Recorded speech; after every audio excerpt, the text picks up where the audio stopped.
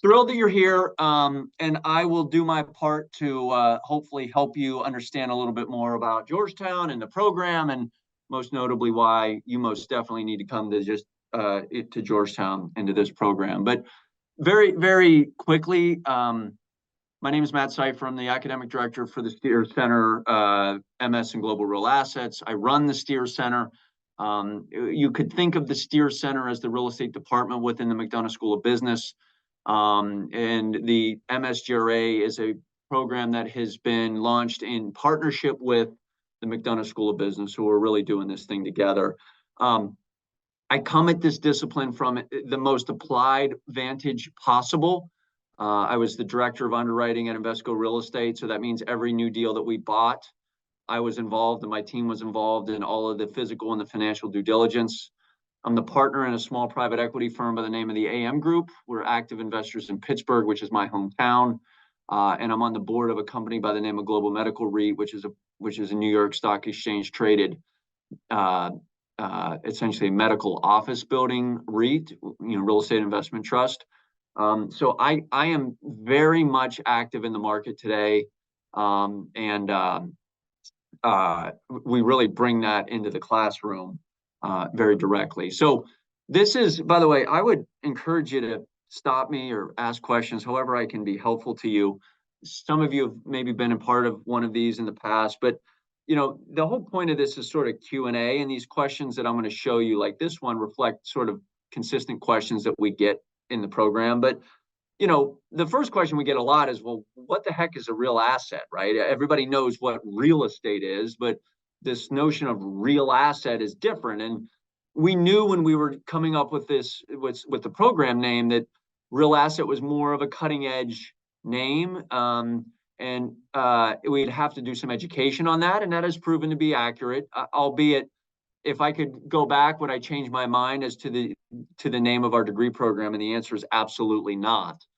But in terms of what a real asset is, it's our definition anyway. It's the raw material and structures that drive economic growth. So that's including commercial real estate, of course. Very, very traditional real estate products, office, industrial, multifamily. It also includes infrastructure, highways, airports, digital infrastructure, also known as data centers, social infrastructure, also known as affordable housing. But we also include energy, and principally alternative energy, because global greenhouse gas emissions, when it comes to the built environment, we contribute about 40%. And so there's no real path to sustainability without us doing our part, if you will. So when you think about this academic program, you need to think about it in the context of these key aspects of what we consider a real asset. Now, in terms of what makes the MSGRA unique, there's a handful of things that I like to point to. Number one, it's in a business school, and it's in a very good business school. A lot of these degree programs, these specialized master's degrees, are in colleges of design, urban planning, continuing studies or professional studies. Very few are actually in a business school. And look, I appreciate design and I appreciate that aspect of it, but the business side of this industry is critical, and getting exposure to those core business skills are essential. And pursuing a degree that is not fundamentally rooted in business is problematic. I mean, I somewhat look at it as, I'm a big runner. I've historically run a lot of marathons. I always think about it as trying to run a marathon on 5K training, meaning you've done training for a 3.1 mile race, but you're trying to run a 26.2 mile marathon. And so my point on that is you can't go into this industry with an educational experience and background that doesn't equip you with the skills and the tools that is necessary. And so much of that happens obviously from a business school context. I mean, and maybe related to that, I mean, this is one of the few and I should probably know this, directly, or the only specialized master's degree in real assets in in real estate that is associated with a top tier real estate center. So, as an example, excuse me, as an example, on April 18th, we have what we call the Real Estate Luminaries series, and we bring in a bunch of speakers and so forth. And this year we have Scott Reckler, who is the CEO of RXR Realty, that owns a lot of office in New York City, right? So you're not getting Scott Reckler rolling through a lot of these academic programs, but he is coming here to Georgetown, and we're very lucky, and that's a differentiator. Now, I also think our curriculum is differentiated. Part of it relates to the business school piece that I talked about. So the blue boxes reflect courses that would be considered traditional business school courses, whether it's accounting or finance or stats or econ or ethical leadership. So you're getting a mini business core. And around that, you're wrapping the orange, which are the infrastructure and the real estate courses. The real estate courses have been taught in our very successful MBA program for years, and we're simply porting those over to into this program. We've had to add or create a couple of the infrastructure courses that we're excited about. So you have the orange, which is really why you're here. And then the green, I would consider maybe less ESG focused. And we're very focused on the topic of sustainability.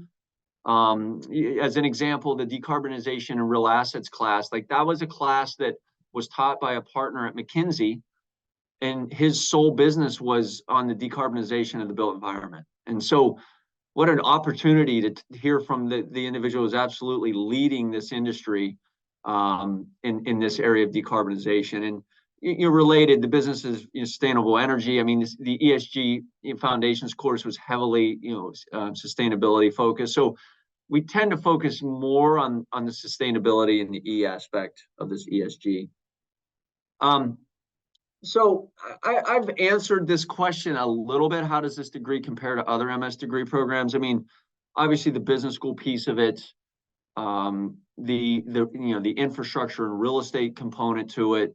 I would tell you our level of application is better than any other program in the country. I mean, I literally just left a class titled The Real Estate Clinic, which is part of your class. I was just in this class right here, the Real Estate Clinic Multifamily, and the students were presenting their underwriting of a multifamily deal that is currently in the market for sale, where they had the broker's offering memorandum, they had all of the source materials like the rent roll and the trailing 12 financial statement, and they used an institutional quality financial model to evaluate the deal, and then they essentially wrote a 3-page document summarizing the opportunity. What's the strategy? What are the risks? What's the attributes? And so consequently, that is a level of application that I don't know any other program in the country that's actually offering, because it's actual deals that are currently in the market. It's not some Harvard Business School case from 8 years ago, right? This is stuff that's actually happening today with real aspects of the current market environment influencing what somebody's willing to pay for the real estate. What is the difference in this degree between an MBA? Now, there's a couple things, of course. The easy is it's only 1 year versus 2. Consequently, it's the cost would be meaningfully different. We tend to see people coming into the MSGRA with 0 to sort of 3 to 5 years of experience. The MBA requires a certain amount of experience, so anybody coming straight out of undergrad is not able to go right into an MBA program at MSB anyway, at Georgetown. this tends to be much more focused as a result of it only being 1 year, in the sense that, you're not taking coursework that is not, or I should say it more affirmatively, you are taking coursework that aligns more directly with what actual work you're endeavoring to pursue. The MBA tends to be more of a general business degree, so you take a wide array of general business school courses. But you know, but so those are what I would call the primary differences. Um, the application, the practical application, I've kind of already referenced in terms of at least the clinic example. But my view about graduate education is that you should always do it in a major market. Undergrad, look, I went to Penn State. I mean, I love State College. That's a really small town. But when you're in graduate school, I think it's really important to pursue these degrees in large markets, because there's just more opportunity for the practical. Look, again, I'll make an example of my own undergrad institution, but these large investors that are based here in Washington, D.C., they aren't in State College, Pennsylvania, right? They're just not there. And so consequently, you don't get as much access because of the lack of proximity. So I really think that through our guest speakers and through our adjunct faculty, we get some really phenomenal faculty members that would not likely be on the faculty at some of these other schools, just because of the fact that it's just not accessible, right? So, but again, in my professional background is sort of the foundation for everything we do academically. And we don't have much in the way of what I'll call more theoretical coursework for that reason. Now, in terms of, current topics or issues that students explore, I mean, there's just a lot going on in the world today from a real estate standpoint. I mean, if you think about it, commercial real estate is a very expensive asset class. It's expensive, buildings are expensive. In order to buy the buildings, you usually need a loan. And what's so interesting today is that the interest rate on those loans, the cost of those loans, has doubled or tripled. And so we are a debt-dependent asset class in a rising interest rate environment that has absolutely roiled the marketplace. And so that's just one example of what we're talking about in our classes. I mean, I could go on all night with whether it's sort of the influence of COVID on office, and what are we doing with all this empty downtown office, and like how like Washington, D.C., back to the practical, the federal government hasn't been inside an office building since March of 2020. And so a lot of our office stock is older and sitting empty, which means that there's a lot of associated problems. And that is part and parcel to our program. And we're so proximate to that, we can go see these buildings that they're repositioning into multifamily. And so I feel very strongly about the practicality and the real influence of the current marketplace on everything we learn in this program. How do the students benefit from the partnership with the Steer Center? I mean, I've kind of referenced that already, but just whether it would be the quality of the speakers, our events, the research getting done, the alumni, which is obviously a critical piece, like all of that comes to bear through the Steer Center for the benefit of our students in this in this program. Now, just thought we would maybe flip for a moment here to the career side. So, so how can the MSGRA give an advantage to you in your career? I mean, my view is, there's more than, I should back up. If our first cohort is any example, we are attracting a lot of students that don't necessarily have what I would call a prototypical background in real estate, whether it's an undergraduate degree in real estate or prior work experience in real estate. We've not gotten many of those, which I love, because there's absolutely no redundancy. Not that we wouldn't be excited about somebody with experience, don't get me wrong. But so for those people, we're having a meaningful impact on their careers because we're equipping them with skills like I just have been describing to you, and knowledge and understanding that will make them capable of walking into an interview and having a thoughtful conversation with with an interviewer about what's going on in the world today.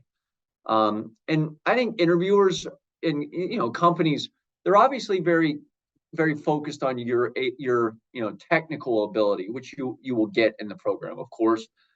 But they also want to make sure that you know what's going on, that you're paying attention, that you are curious, right? So when I was in the private sector and I would hire people, the last requirement or qualification on my job descriptions is always that they are naturally curious. Like if you don't find yourself reading about real estate or maybe watching, programs or listening to podcasts that pertain to real estate, like I would have a lot of conversations with yourself as to whether or not this is what you want to do. Because what you spend your free time on is indicative of the things that you enjoy and you love. And so if this is a genuine career path that you're interested in, my hope is that you're spending some element of your day, your personal day, thinking about it, whether you like experiencing the built environment or you are reading about all the office issues that are going on, like whatever it might be, but you're just curious, because that's an essential element to success here. So, on that point, I don't know, do we have Denise here? I don't think so. But we have Denise Durgan, who's the head of our real estate career services area. So there's a variety of things they do. I mean, obviously they do the standard things, which is the resume review and the interview prep. But we this year, for the first year, and it's the first year of the program, we engaged I think 13 or 14 of our alumni to serve as career coaches. So these are Georgetown University alumni in real estate that are willing and able and are here specifically to talk to you about your ambitions and your careers and what you want to make of them, so that you are best prepared for that. And I will say, I also, just because of my background, I mean, I have a lot of connections in the industry, and I'm very involved in the career service side of this thing, helping make connections and helping students in sort of navigate the career side of this. Because my hunch is there's more than a few of you on this call that have not a good handle on what job you actually want, right? You're like, look, I think commercial real estate's interesting, or infrastructure is interesting. I know this is the directionally correct route for my career, but I don't know exactly what that means in terms of a specific job. And a lot of this year is sort of spent in what I'll call discernment, and where you're thinking about what it is that you're interested in based on what you're hearing.